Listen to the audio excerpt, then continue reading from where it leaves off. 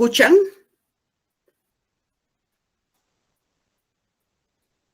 Sí, doctora, se escucha. Sí, doctora, sí se escucha. Gracias. Tienen en la pantalla ya el tema que vamos a ver el día de hoy, que refiere a alteraciones de drogas y medicamentos. La anterior clase habíamos visto lo que correspondía a adulteraciones y habíamos visto que la adulteración era cometida por la mano del hombre con fines de lucro.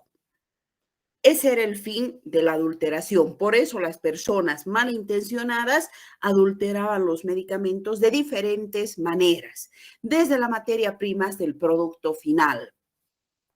Ahora vamos a ver las alteraciones. Cuando hablábamos de adulteraciones, les decía, está íntimamente relacionado a las alteraciones por sus soluciones metodológicas, porque en ambos casos la resolución, la investigación es muy similar. Sin embargo, hay una gran diferencia. Cuando nosotros hablamos de alteración, nos referimos a un proceso espontáneo. Y como es espontáneo, va a ser relativamente lento, pero el producto final va a ser la degradación de ese principio activo, la degradación de esa materia prima, la degradación de ese producto final. Y como es un proceso espontáneo, la alteración es generada por el medio ambiente. Por eso nosotros debemos partir hablando de qué es un medicamento alterado. Y medicamento alterado es aquel que por causas naturales. ¿Y cuáles son esas causas naturales? Todas aquellas relacionadas al ambiente, la temperatura, la humedad, la presión, son las que van a producir alguna avería, algún daño, alguna contaminación, deterioro o perjuicio. Puede ser en la calidad, puede ser en el aspecto, puede ser en la composición, puede ser en la presentación. A eso se denomina medicamento alterado. Y como hablamos de un medicamento alterado, aquel que ha sufrido algún daño, alguna contaminación, algún perjuicio, vamos a hablar del contrario, que es un medicamento estable, porque dentro del control de calidad, nuestro fin es garantizar ese medicamento estable. Por eso es que realizamos el control de calidad de la materia prima, de manera que en producción utilicen una materia prima, un principio activo y sustancias auxiliares que garanticen un medicamento estable. ¿Y qué es estable? Aquel que después de un periodo prolongado de almacenamiento no sufre alteración alguna. ¿Qué significa eso?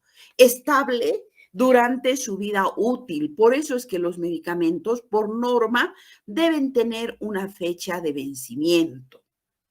Hoy ya no hay materia prima que se considere inocua porque todas son sustancias químicas y todas tienen un periodo de vida útil, después del cual empiezan un proceso natural, un proceso espontáneo de degradación. Entonces va a ser estable mientras dure su vida útil, su fecha de expiración, y siempre y cuando no sea expuesto a condiciones a las cuales ese principio activo, esa sustancia auxiliar, esté contraindicado. Por eso, ¿por qué creen que las vacunas, hay muchas que deben conservarse a -4, a -10 grados centígrados, algunas a -70 grados centígrados? Porque si no se consideran esas condiciones, empieza el proceso de degradación, se inactiva la vacuna.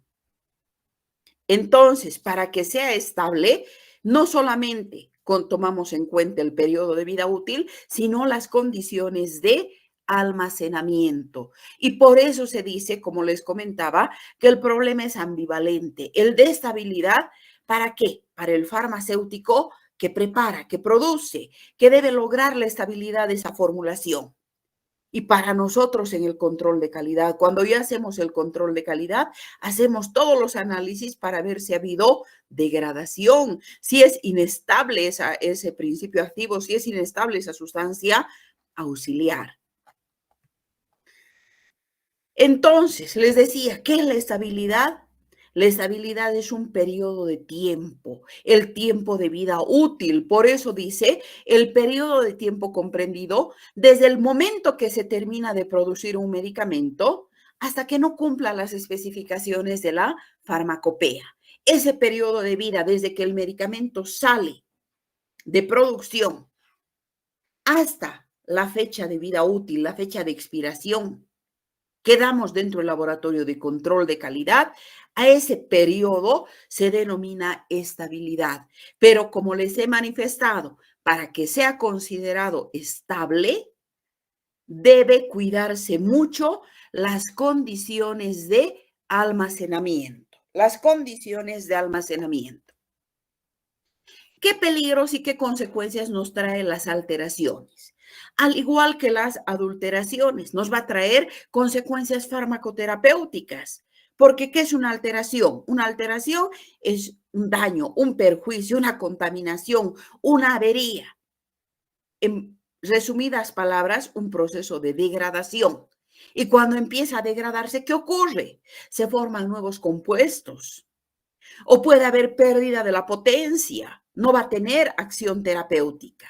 Y si bien esa consecuencia farmacoterapéutica no genera una enfermedad, por eso se habla de inocuidad, pero es más dañino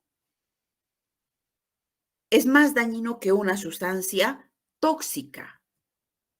Consecuencias farmacotécnicas que van a dificultar. ¿Por qué se dice farmacotécnico? Porque dificulta las operaciones de preparación. Por ejemplo, si nosotros estamos con un vial de un antibiótico, con su agua destilada para reconstituir, mezclamos. Les había comentado, esa mezcla debe ser inmediata, debe ser homogénea, pero muchas veces no ocurre eso. Nos fijamos el vial y en la parte de abajo sigue el polvo unido al frasco de vidrio y hay que agitar, hay que golpear. ¿Qué ha ocurrido? Que tal vez ha habido alguna consecuencia farmacotécnica que ha dañado ese principio activo. ¿Y cuáles son? La higroscopicidad, que ha absorbido agua, por ejemplo. La delicuescencia. Puede haber algún proceso de fusión por el calor. Entonces, son consecuencias farmacotécnicas. Y desde luego, una consecuencia de las alteraciones, las consecuencias legales. Cuando yo como farmacéutico sé que he dispensado un medicamento alterado, cuando una vacuna no le he conservado a la temperatura que indica y he dispensado ese medicamento, tiene sanciones legales. Hace poco una farmacia ha sido clausurada. ¿Por qué? Porque descubrieron que dispensaba vacunas y no estaban conservadas en cadena de frío. Ha tenido una multa de más de 30.000 bolivianos. Son las consecuencias legales porque se está dispensando un medicamento alterado. Muchas veces en las farmacias tenemos nuestros estantes de medicamentos expuestos en vitrinas, con vitrales, con vidrios, que inclusive dentro de las vitrinas le ponen los tubos fluorescentes directamente que van al medicamento. ¿Qué ocurre? Esa luz produce calor. Entonces ese medicamento está ya en condiciones que no corresponde porque aparte del calor del medio ambiente estamos generando un calor con las luces o le da directamente los rayos del sol. Entonces estamos dispensando medicamentos alterados que son sancionados por las leyes y desde luego que tiene consecuencias económicas porque si no se ha almacenado en condiciones adecuadas y esto ocurre en la industria, no puede salir al comercio, tiene que ser desechado. Si ocurre en la farmacia, en la oficina de farmacia privada, la farmacia tendría que desechar porque esto no nos cambia la industria, porque es ya una negligencia del farmacéutico en la oficina de farmacia privada.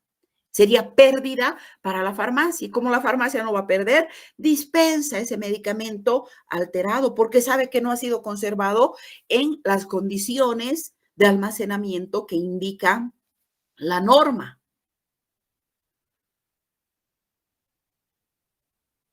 Ahora, cuando nosotros hablamos de alteraciones, en las alteraciones debemos estudiar el fenómeno, el dinamismo del fenómeno el dinamismo de los fenómenos degradativos. Estos fenómenos degradativos en algunos casos son lentos y en otros casos son más violentos, son más rápidos y dependen de ciertas condiciones que se denominan condiciones concurrentes, como por ejemplo, la presencia de agentes naturales con capacidad de dañar una formulación. ¿Qué agentes naturales? Les hablaba de la temperatura, les hablaba de la humedad, les hablaba de la presión, de la luz. Son agentes naturales que tienen la capacidad de dañar una formulación. Por eso que en las condiciones y en el envase secundario indica conservar a temperatura no mayor a 20 grados centígrados, conservar a temperaturas de 4 grados centígrados, conservar refrigerado. Tiene las condiciones de almacenamiento. ¿Por qué? Porque estos agentes naturales, todas las formas de energía, energía radiante, energía mecánica, dañan la formulación. Y a eso se refiere la presencia de agentes naturales. Unos producen un fenómeno degradativo lento, otros producen fenómenos degradativos más violentos, más rápidos, como la humedad, por ejemplo, como los metales que actúan como agentes catalizadores.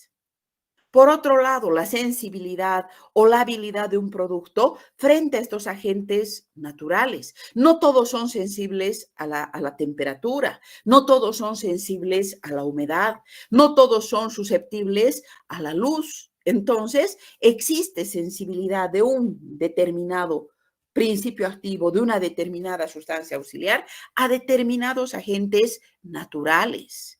Por ejemplo, en el Oriente, sabemos que las temperaturas son más altas. Aquí tenemos una temperatura de unos 25, 27 grados centígrados, hasta 30. En el oriente llega a 35, 38, hasta 40 grados centígrados. ¿Qué hacen las farmacias? ¿Qué hace la industria farmacéutica en sus ambientes de almacenamiento? Tiene que tener aire acondicionado. Necesariamente las farmacias en el oriente deben tener aire acondicionado que garantice una temperatura de 25 o menos grados centígrados. La mayor parte de los medicamentos, 25 grados centígrados, a excepción de los productos biológicos que requieren temperaturas especiales, muchas veces refrigeración, como las vacunas, como las hormonas. La concurrencia de otros factores con capacidad de dañar. Sobre todo en esto de concurrencia, hablamos de factores como los metales durante el proceso de producción, de elaboración de una forma farmacéutica. Sin embargo, la mayor parte de la industria farmacéutica hoy trabaja con equipos, con máquinas de acero inoxidable, que ya no tienen aleaciones de metales. Antes las máquinas, las maquinarias, las mezcladoras eran aleaciones de hierro, cobre, plomo, y en la producción esos metales interactuaban con muchos principios activos y empezaban a generar un proceso degradativo. Otras condiciones concurrentes. Les decía, las fórmulas complejas. ¿Por qué las fórmulas complejas? Porque el hecho de que sea un polifármaco, que tenga varios principios activos y además a eso se suma varias sustancias auxiliares, si entre estos principios activos o entre este principio activo y sustancias auxiliares no hay compatibilidad, forman complejos, complejos que evitan que ese principio activo se absorba en el organismo. Y más bien esos complejos, durante el proceso de almacenamiento, hasta que ese medicamento sea dispensado, sea utilizado por el paciente, forman complejos, complejos que producen un proceso de degradación. Y por lo general, estas fórmulas complejas, cuando son incompatibles, desencadenan procesos de degradación violentos, procesos de degradación rápidos. Otra condición concurrente, los errores tecnológicos. Muchas veces no se conoce sobre la nueva maquinaria, sobre la nueva tecnología y se hace un mal uso. Y al hacerse un mal uso, se contamina la forma farmacéutica, la muestra representativa de ese lote que se está analizando. ¿Y a qué va a dar lugar? Va a dar lugar a un proceso de degradación que puede darnos inclusive un falso positivo en el análisis. Y la condición concurrente más importante, ustedes podrán deducir las condiciones de almacenamiento, porque de la condición de almacenamiento va a depender que ese fármaco sea estable en el tiempo, que dure durante todo su periodo de vida útil, durante toda su fecha de expiración. Entonces, uno de los factores más importantes, de las condiciones más importantes, son las condiciones de almacenamiento. Y como estamos hablando de mecanismos de degradación, debemos tener en cuenta que en estos mecanismos de degradación influye mucho la cinética, es decir, la velocidad a la que se van a producir estas reacciones degradativas, estas reacciones destructivas, porque cuando hablamos de degradación ocurre una destrucción con formación de nuevos compuestos. Por lo general, en la degradación hay una destrucción, hay una fractura estructural y en esa fractura estructural se forman nuevos compuestos. Por eso que esta cinética de degradación, esta velocidad a la que se producen las reacciones destructivas, es un periodo de tiempo en el cual el medicamento pierde no más del 10% de su potencia. Y cuando ha habido la pérdida de no más del 10% de su potencia, ya consideramos que se ha iniciado un proceso degradativo y hay una velocidad a la que se está produciendo las reacciones degradativas. Y esta cinética va a estudiar, por lo tanto, el orden de reacción. Nosotros sabemos que hay reacciones de orden cero, reacciones de primer orden, pseudo primer orden. Y en medicamentos, sobre todo, ocurren las reacciones de orden cero y en algunos casos de primer orden. ¿Qué es una reacción de orden cero? Cuando la velocidad es independiente de la concentración inicial. Y en este caso, cuando inicia una reacción de orden cero, ¿cómo es la gráfica? Porque vamos graficando. La gráfica es lineal porque va aumentando la degradación. Y en muchos casos, este aumento es acelerado. En cambio, en una reacción de primer orden, la velocidad es directamente proporcional a la concentración. A mayor concentración, mayor velocidad de degradación. Esa es la reacción de primer orden, que se produce sobre todo en los productos biológicos. Pero en la mayor parte de los medicamentos ocurren reacciones de orden cero. Y también tenemos reacciones de segundo orden y de pseudo primer orden.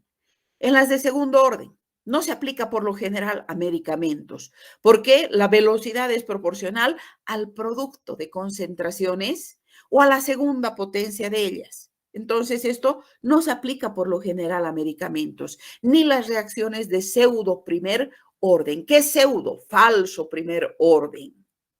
Y en este falso primer orden, la velocidad no depende de la concentración de los productos reaccionantes. Esto les doy simplemente para que ustedes recuerden cuál es la cinética de los procesos degradativos, cuántas velocidades de reacción existen. Y de esas, solamente dos aplicamos a medicamentos, las reacciones de orden cero y las reacciones de primer orden.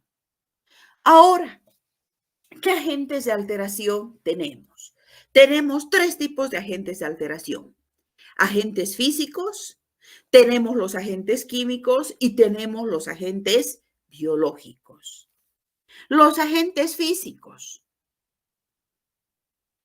todo lo que está relacionado con la energía universal.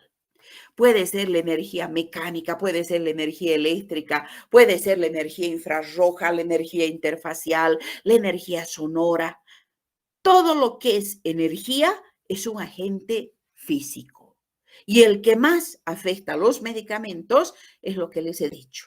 Cuando ponen en sus vitrinas las luces muy bien iluminadas, las vitrinas, y dándole justo a los medicamentos. Es un agente físico porque es una forma de energía. O cuando tienen las vitrinas expuestas a los rayos del sol, el sol llega a las vitrinas y no cubrimos nuestra vitrina mientras los rayos del sol den con toda intensidad. Van a constituirse en un agente físico de alteración. La energía mecánica, ¿de qué manera afecta a los medicamentos? Sobre todo afecta a las formulaciones sólidas. Cuando tienen los sólidos y no están en blister, vienen muchas veces en envase hospitalario o vienen en envases pequeños de 20, de 50, de 60 comprimidos, en frascos.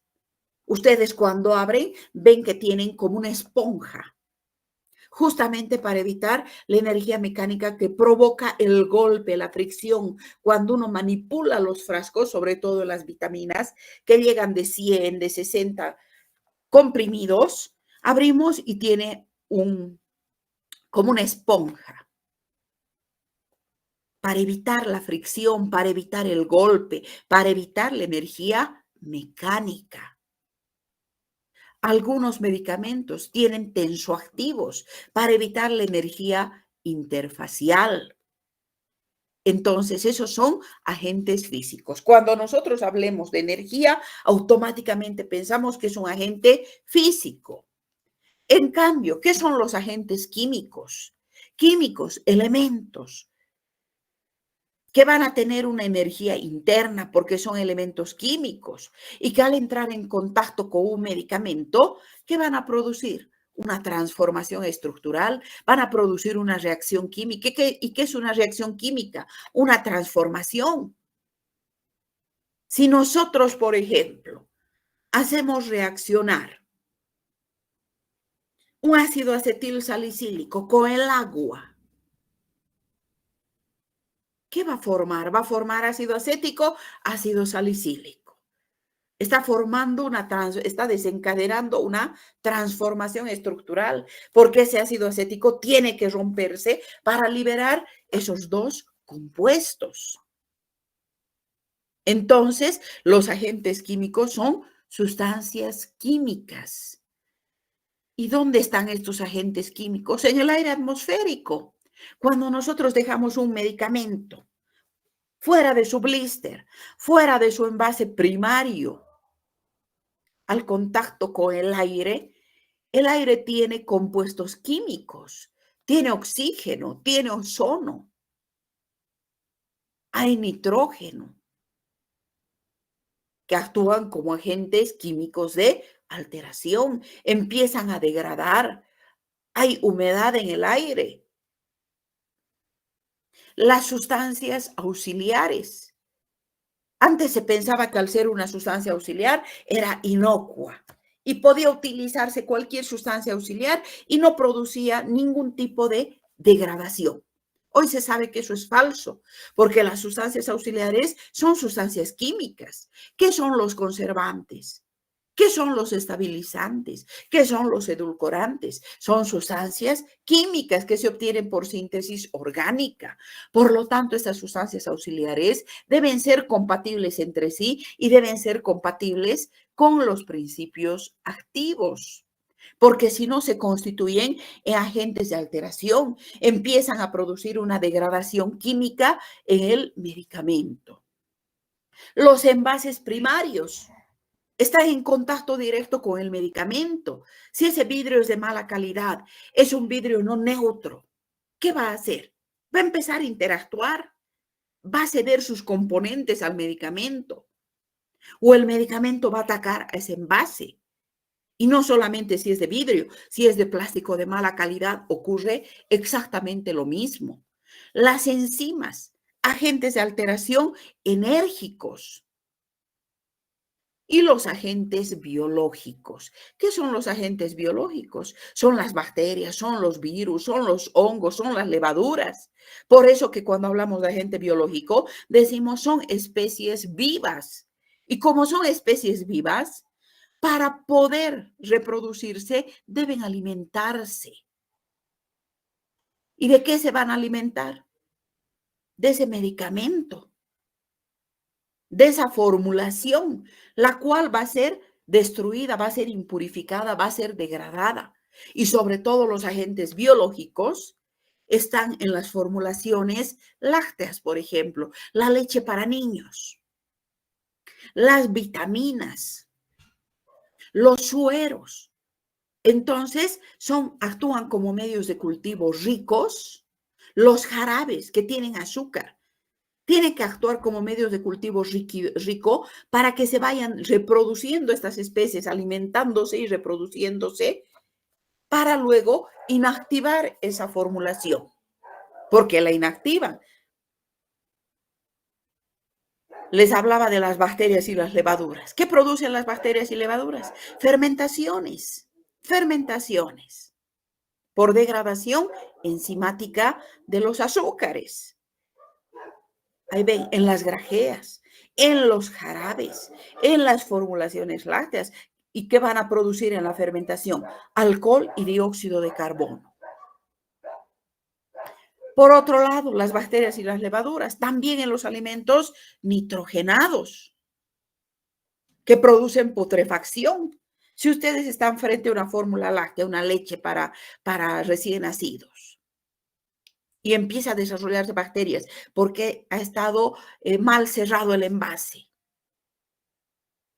empieza a desprender un olor a putrefacción. ¿Por qué? Porque se forman sustancias tóxicas, se forman dextranos de mal olor. Los hongos producen mohos en las soluciones, producen mohos, unas manchas de color plomo negruzco o plomo verduzco, los hongos. Y estos van a producir una serie de fenómenos degradativos. ¿Qué fenómenos degradativos van a producir? Cada agente de alteración produce un fenómeno degradativo. Los agentes físicos producen modificación de la estructura física. ¿Y cómo modifica la estructura física? Porque aparece un cambio en el estado de agregación, aparecen desequilibrios estructurales en los sistemas heterogéneos. Por lo general, cambios en el estado de agregación. Una forma que es una forma farmacéutica que es líquida puede inclusive perder por la humedad, puede ir perdiendo la humedad y poco a poco ir convirtiéndose por tanto calor, ir convirtiéndose poco a poco en una forma farmacéutica sólida. Los semisólidos sometidos al calor, si ustedes una crema, un óvulo, dejan al calor, ¿qué va a ocurrir? Pierden su forma farmacéutica, se vuelven, empiezan a botar líquido, la parte acuosa. Esa es una modificación en la estructura física. Y los fenómenos que producen modificaciones en la estructura física son la fusión. Les decía, formas farmacéuticas sólidas a temperaturas mayores a los 30-35 grados centígrados. Los supositorios. Sabemos que el supositorio tiene manteca de cacao. Igual los óvulos tienen glicerolados.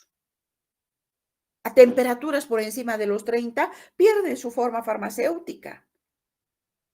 Y eso hace que sea imposible su aplicación.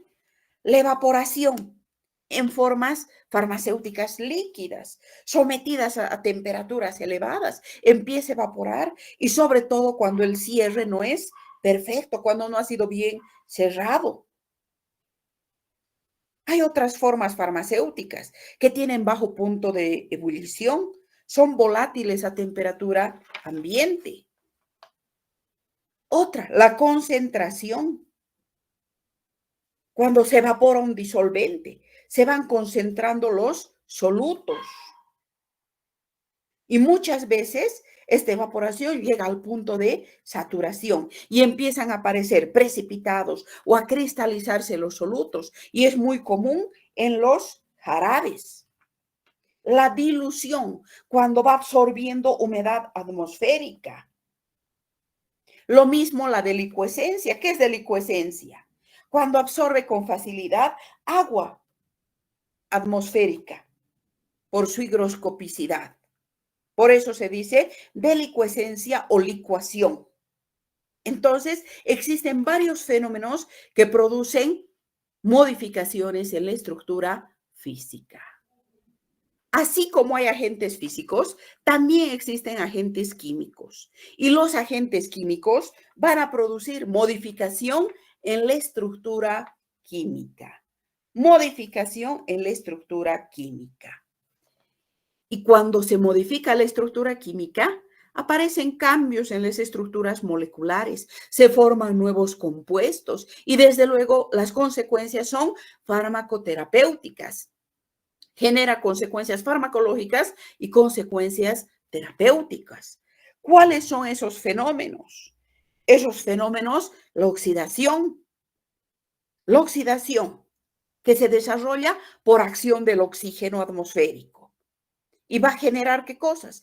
Autooxidaciones. Y un fenómeno que produce la oxidación es la rancidez. Porque ¿qué es la rancidez? Un fenómeno oxidativo que se produce en las grasas, en los aceites, sean de origen animal, sean de origen vegetal. ¿Y cuál es la característica de la rancidez? El olor típico, desagradable. ¿Por qué? Porque aumenta su acidez. Y como farmacéuticos debemos saber que existen 3 tipos de rancidez. Una rancidez ácida, otra rancidez peroxídica. En la peroxídica intervienen los radicales libres y una rancidez aldehídica y cetónica por dehidrogenación. Va perdiendo hidrógenos y se produce un tipo de rancidez aldehídica y cetónica. Y en este caso de rancidez aldehídica y cetónica, el producto son las metilcetonas. Y esas metilcetonas son las que producen ese olor desagradable, típico a rancio. Y esto sobre todo se da en las formas farmacéuticas semisólidas, en las cremas, en las pomadas, que sufre un proceso de oxidación. Si nosotros dejamos una crema al medio ambiente, no hemos tapado nuestra crema, absorbe ese oxígeno y ese oxígeno empieza a generar un proceso de rancidez. Y en ese proceso de rancidez, por lo general ocurre la rancidez aldehídica y cetónica. Se forman metilcetonas y empieza a separarse en 2 fases la crema. Y además después a generar un mal olor, un mal olor. En cambio, la rancidez ácida es un proceso enzimático.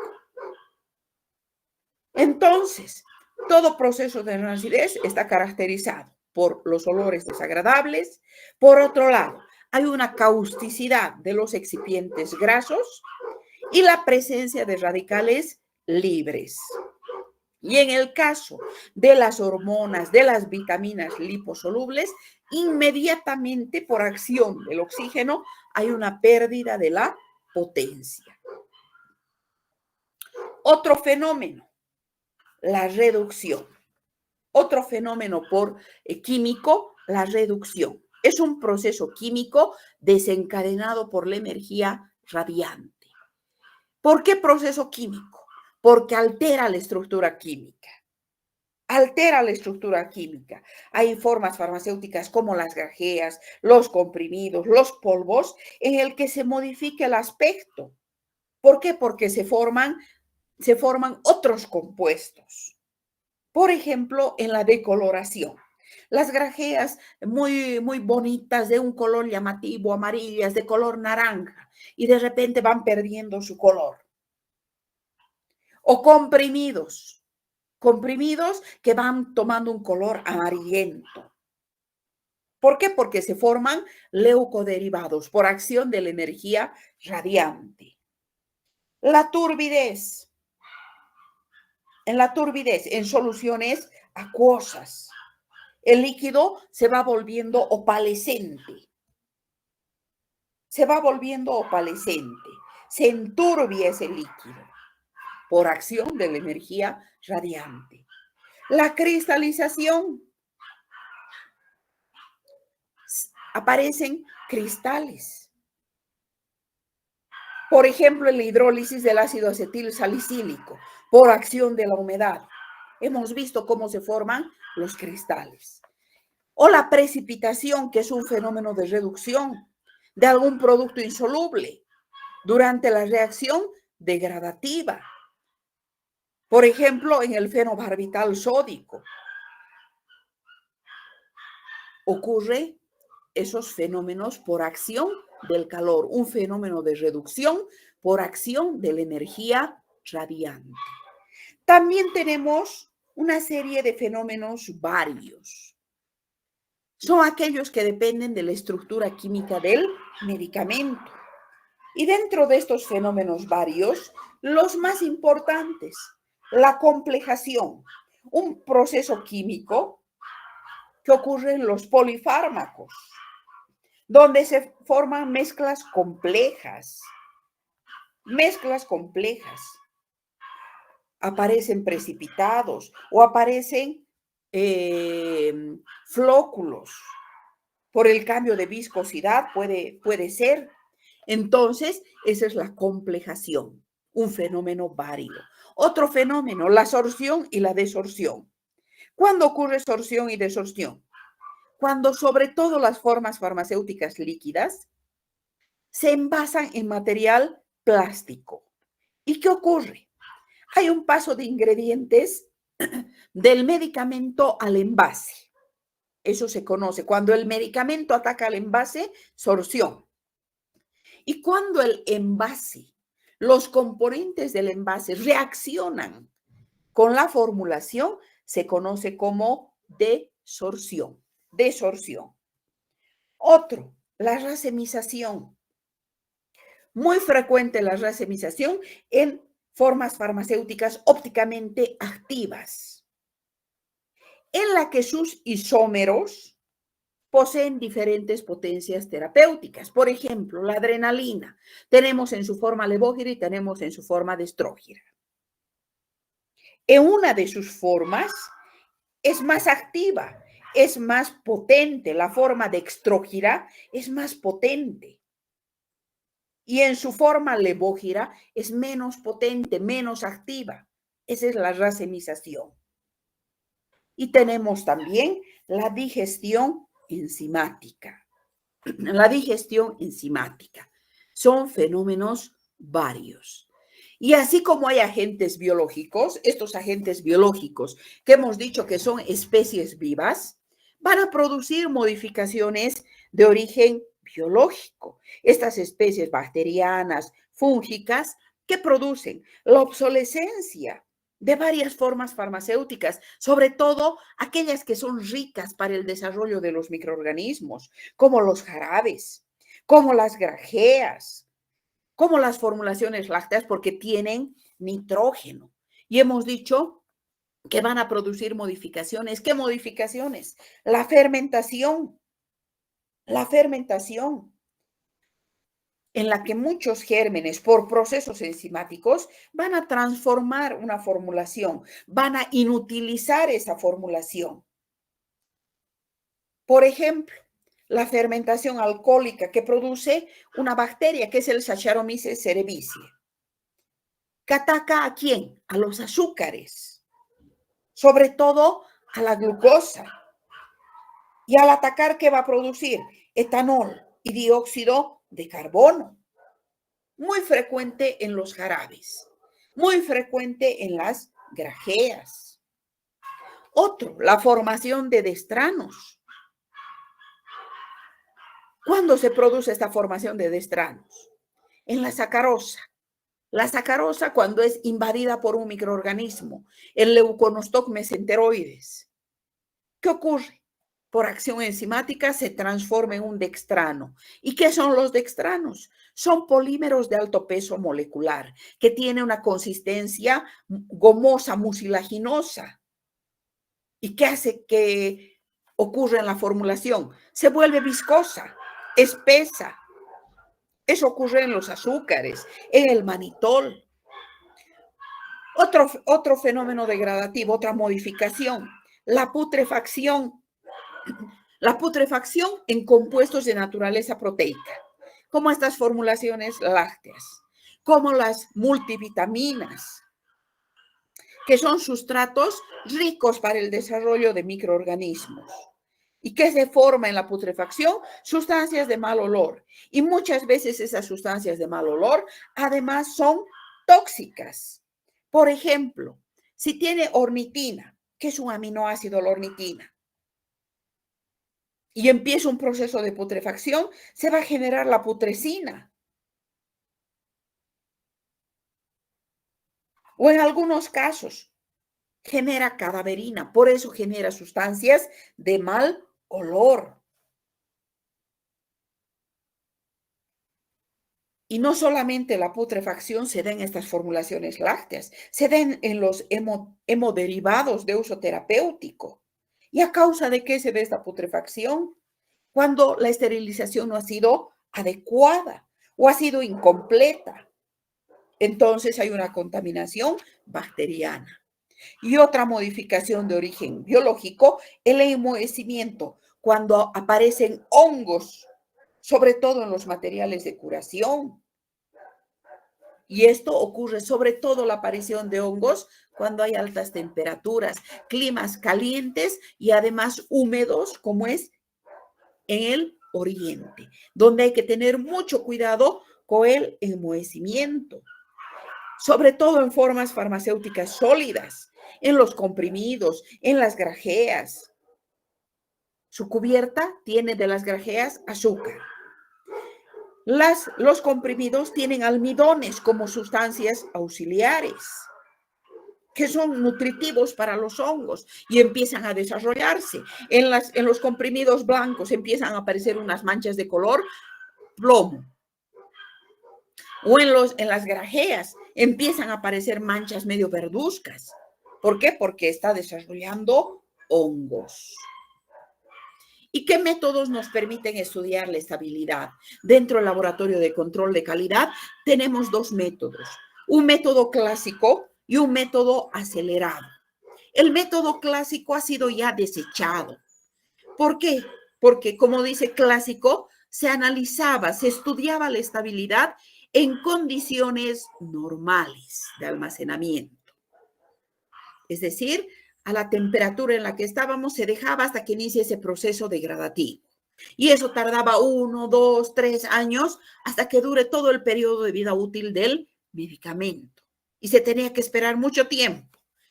Entonces, aparece el método acelerado, que es un proceso de envejecimiento acelerado, forzado, para determinar la vida útil del medicamento.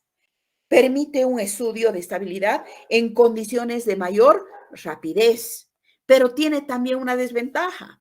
No se puede utilizar en sustancias termoinestables. Esa es la desventaja. No se puede utilizar en sustancias termoinestables, aquellas que son inestables a temperaturas altas, porque como es un método acelerado, estamos forzando el estudio, debemos someter a altas temperaturas, debemos someter a una humedad extrema, debemos someter a condiciones de luz fuertes. Ese es el estudio acelerado. Y para realizar todos estos estudios de estabilidad debemos tener una base teórica, donde establezcamos en primer lugar la molecularidad de la reacción, el número de moléculas que intervienen en la reacción. Debemos conocer el orden de reacción, si es de orden cero, si es de primer orden. El tipo de reacción, si es una reacción reversible, si es una reacción irreversible. Por su mecanismo, según el tipo de reacción, por el mecanismo. Si va a producir una ruptura en un solo lugar homolítica o va a producir una ruptura heterolítica en diferentes lugares. Por el estado final, si es reversible, si es irreversible. Por el medio que utilizamos, si es en fase homogénea o es en fase heterogénea, si vamos a utilizar un solvente o vamos a utilizar más de un solvente. Por el agente atacante. ¿Qué agente está atacando? Si se produce una hidrólisis, está atacando el agua. Si se produce una oxidación, está atacando el oxígeno. Si se produce una reducción, Está atacando las radiaciones o está atacando el hidrógeno. Ahora, si se produce una fotolisis, destrucción por la luz. Si están atacando los solventes, solvólisis. Si atacan los microorganismos, son los procesos enzimáticos. Entonces, según el tipo de reacción, vamos clasificando. ¿Y cómo prevenimos o reducimos las alteraciones? Si una alteración es generada por la energía radiante, vamos a utilizar envases de vidrio de color ámbar. ¿Por qué? Porque esas paredes actúan a manera de filtro, absorben esas radiaciones peligrosas. Y este vidrio, el de mejor calidad, va a dejar pasar hasta un 5% de radiaciones ultravioletas, que en muchos casos ese 5% es suficiente para producir una fotoactivación. En otros casos, contra la energía radiante, se utilizaba antiguamente, hoy ya no se utiliza, envases metálicos, de aluminio, de plomo estañado, de latón. Hoy ya no se utiliza porque se ha visto que es más contraproducente. En muchos casos estos metales actuaban como enzimas. Contra la energía gravitacional se utilizan tensoactivos para mejorar la estabilidad. Contra las fuerzas mecánicas. Les decía, vamos a utilizar dispositivos inmovilizadores, una esponja dentro del envase. ¿Para qué? Para evitar el movimiento, sobre todo en formas farmacéuticas sólidas, en las cuales por contacto puede haber rotura, puede haber fragmentación, porque empieza a chocar, empieza a golpear. Entonces se utilizan dispositivos que inmovilizan dentro del envase, que puede ser una esponja de plástico o una esponja de caucho que amortigua ese movimiento. Contra la energía interfacial también se utilizan tensoactivos que van a mejorar la estabilidad, y estos tensoactivos pueden ser aniónicos o pueden ser catiónicos. Contra la oxidación, contra la intervención del oxígeno, hay varios métodos de prevenir. Uno es el vacío. Por ejemplo, en la ampolla de inyectables, se debe envasar al vacío, extrayendo todo el aire. La atmósfera inerte. Los antioxidantes, que es el recurso más utilizado actualmente. No solamente en los inyectables, en la mayor parte de los medicamentos. ¿Y qué antioxidantes se utilizan? El sulfito de sodio, la tioúrea, el ácido ascórbico, el propilenglicol, la hidroquinona, el metabisulfito se utilizan como antioxidantes. Otro, la eliminación de catalizadores. Se van eliminando catalizadores, ajustando el pH. O se usa la técnica de disminución de la temperatura. Contra la reducción, para evitar la acción, reducción, energía. Todas las formas de energía. Entonces, para evitar la alteración por reducción, hay que envasarlo en envases totalmente opacos, opacos a toda radiación activa. Contra la hidrólisis, el cierre hermético de los envases. O si no, se adiciona sílica gel, unos sobrecitos. Cuando ustedes abren el sobrecito, tiene como unas perlas. Es el sílica gel que va absorbiendo la humedad. Contra los procesos biológicos. Contra los procesos biológicos, la esterilización. Lo clásico, la esterilización por calor. Los colirios, los inyectables eran sometidos a la esterilización clásica. Sin embargo, actualmente se utiliza, sobre todo en los termolábiles, se utilizan conservantes. O se utiliza la esterilización en frío, por eso se dice esterilización atérmica. Desde luego, en ambientes de trabajo totalmente purificados. Con eso, entonces, hemos visto este tema de alteraciones de drogas y medicamentos. ¿Alguna pregunta?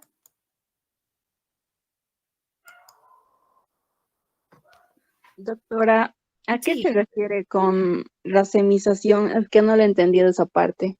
Ya, la racemización es el cambio, es la formación de estas drogas ópticamente activas, que no ocurre en todas las formulaciones. Son pocas formulaciones que tienen la capacidad de convertirse de su forma de estrógira en su forma levógira. Y una de esas pocas es justamente el caso de la adrenalina, que cuando nosotros vemos la adrenalina está en su forma de extrógira.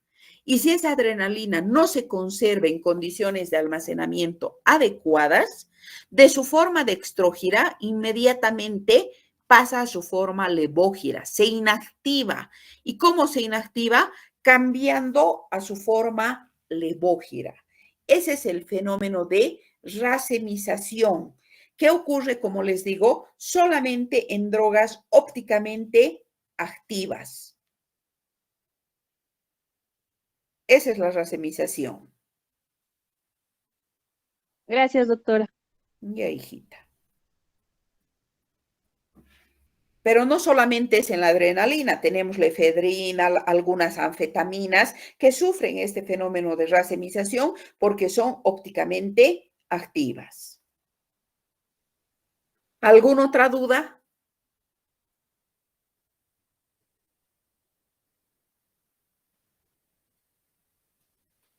Ya, muy bien. Entonces, con eso hemos visto este tema de alteraciones, en el que es el medio ambiente el que produce ese daño, esa avería, esa contaminación, ese perjuicio en la calidad, en el aspecto, en la composición de un determinado medicamento. El próximo lunes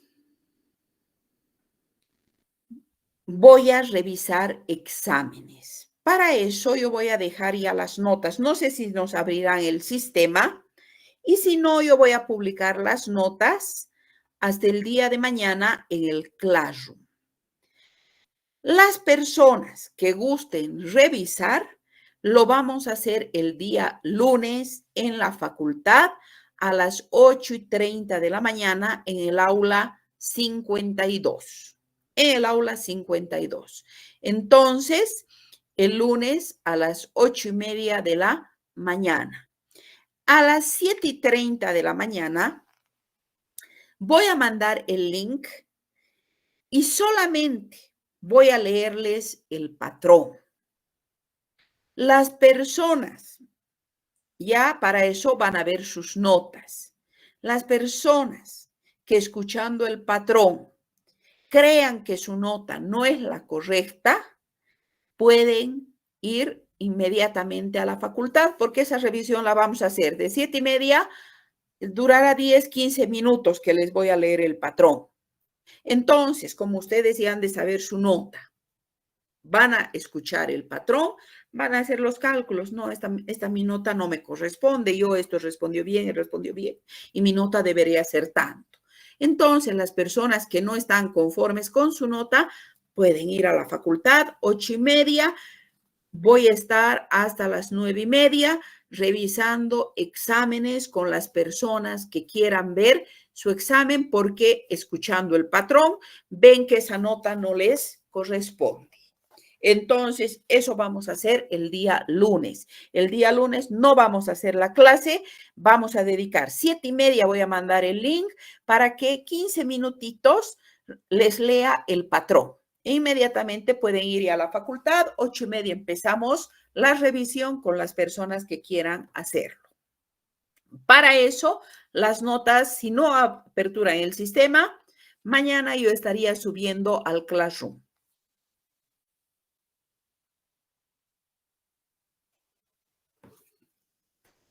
Doctora, está bien, doctora. Ya, muy bien. Entonces, si no habría